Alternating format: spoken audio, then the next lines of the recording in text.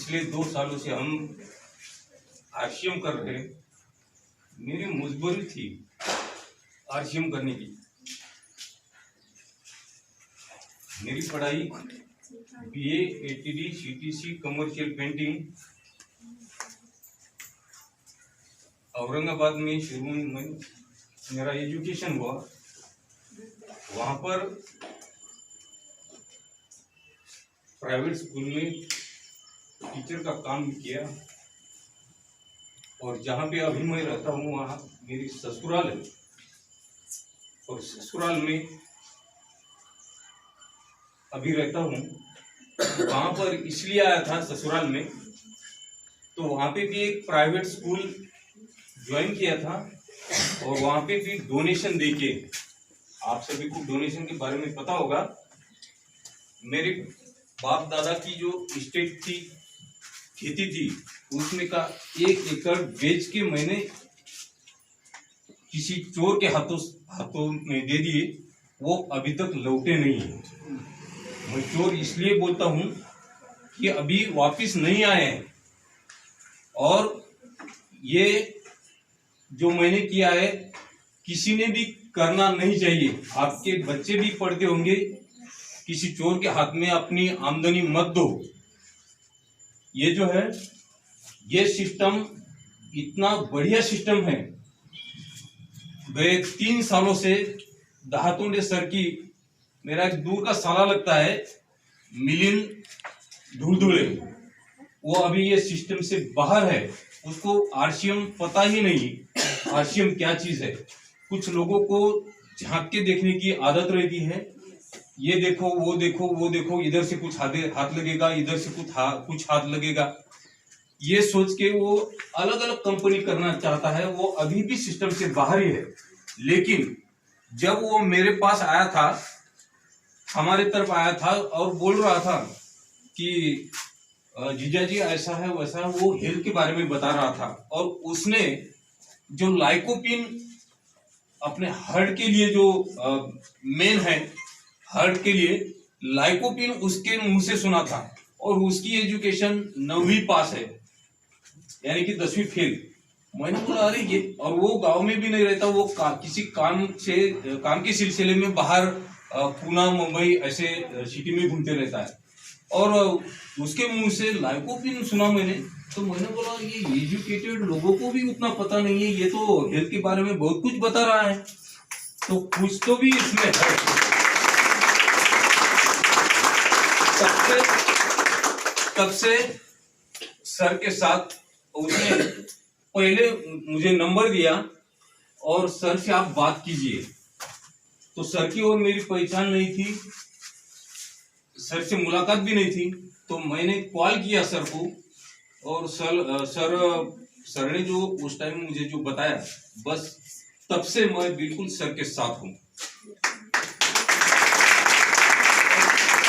खाली सर के साथ नहीं रहा, 1 साल कुछ प्रोडक्ट लेता था, लेकिन यह मैं रियलिटी बताना चाहता हूँ, 1 साल मुझे घर से भी सपोर्ट नहीं था। सर इसके गवाह है। मैं खाली तेल का पाउच, कभी साबुन या कुछ ऐसी कुछ चीजें लेता था। घर से मना करते थे, क्योंकि मेरी मिसेज जो है तो हेल्थ डिपार्टमेंट में सुपरवाइजर है, आशा की सुपरवाइजर है। 59 यानी कि 59 आशा उसके अंडर है। इसकी गवाह पल्लवी दीदी है। तो पल्लवी दीदी का मायका जाम बाजार है, मैं वहीं से हूँ, और मेरी ससुराल जाम बाजार है। तो मेरी मिसेस हेल्थ डिपार्टमेंट में होके भी अपन उनके बारे में सोचते हैं ना कि हेल्थ डिपार्टमेंट वाले बहुत अवेयर होंगे हेल्थ के बारे में। ऐसा कुछ नहीं है, ऐसा कुछ नहीं है। कभी कभी एमबीबीएस डॉक्टर भी आपको अच्छी सलाह देगा, ये आप उसकी गलत फहमी में मत रहो। ये जो सिस्टम है, मराठी में एक कहावत है, बाप दाखो नहीं तो श्राद्ध कर, है ना। तो बिल्कुल इसी सिस्टम में न्यूट्रिशंस जो है, तो बिल्कुल वो जो कहावत है उसको सही मायने में लागू पड़ती है। तो यहाँ पे आरसीएम का एक लोगो है, यानी कि उसका एक सेंटेंस है, हेल्थ से तो लाइफ से। देखिए, हम सबकी अगर हेल्थ अच्छी रही, हम सबकी हेल्थ अच्छी रही, हमारा फैमिली अगर अच्छी रही, तो पहला आरसीएम का एक पहला पॉइंट है स्वास्थ्य रक्षा। तो पहला पॉइंट उनका क्लियर हो गया। दूसरा है नए भारत का निर्माण। अगर हम सब अच्छे रहेंगे, कोई बीमार नहीं रहेगा, तो अच्छा भारत हम उसी में देखेंगे। और तीसरा पॉइंट है स्वावलंबन। स्वावलंबन यानी कि हर कोई अपने पैरों पे खड़ा होना चाहिए। ये तीसरा पॉइंट है। ये तीनों भी पॉइंट यहाँ पे मुझे दिखे। 1 साल के बाद मेरी मिसेस ने भी, हमारे होम मिनिस्टर ने भी मुझे साथ दिया, और मैंने पहले उनकी आईडी लगवाई। इसलिए ये हार के जो हकदार है तो मेरी मिसेस है। मैं खाली मराठी में एक कहावत है, गाड़ी बरोबर नळ्याची यात्रा। तो गाड़ी वो है, मैं उसके साथ हूँ।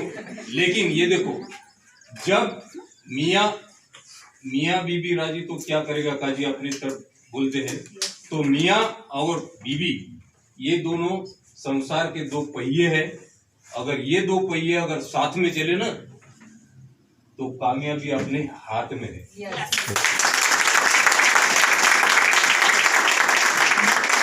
शुक्रिया आपको, आपने मुझे सुना, और मुझे तो कुछ नहीं आता।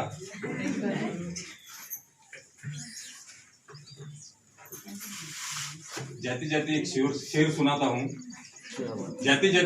सुनाता हूँ। जरा गौर से सुनिए। मुझे कुछ नहीं आता, अर्पणा फुलझड़ी मैडम से सुनिए।